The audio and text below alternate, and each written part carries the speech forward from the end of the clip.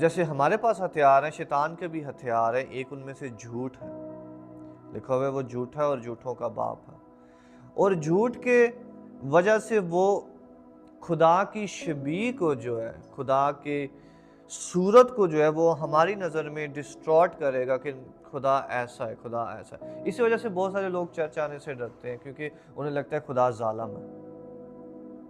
بہت سارے لوگ جو ہیں وہ دعا کرنے سے ڈرتے ہیں، انہیں لگتا ہے کہ یہ میری دعا جو ہے وہ میرے الٹی ہو جائے گی۔ وہ خدا سے بات کرنے سے جھجکتے ہیں، وہ سمجھتے ہیں خدا ان سے نفرت کر رہا ہے۔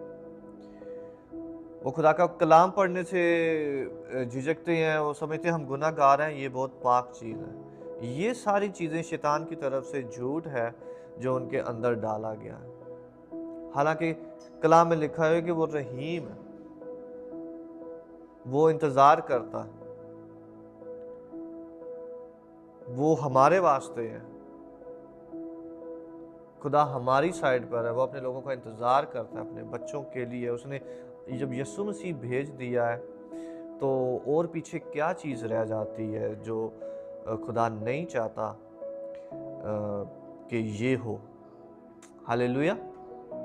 جب خدا نے سب کچھ دے دیا ہے تو پیچھے یہ والی چیزیں کدھر سے آ گئیں؟ یہ شیطانی چیزیں ہیں، اور یہ شیطان کی تعلیم ہے، میں اسے کہوں گا یہ شیطان کی تعلیم ہے، کیونکہ شیطان جو ہے وہ خدا کو کاپی کرتا ہے۔ جب خدا کی تعلیم ہے تو آپ کو کلام میں نظر آئے گا، لکھا ہوا ہے کہ شیاطین کی تعلیم،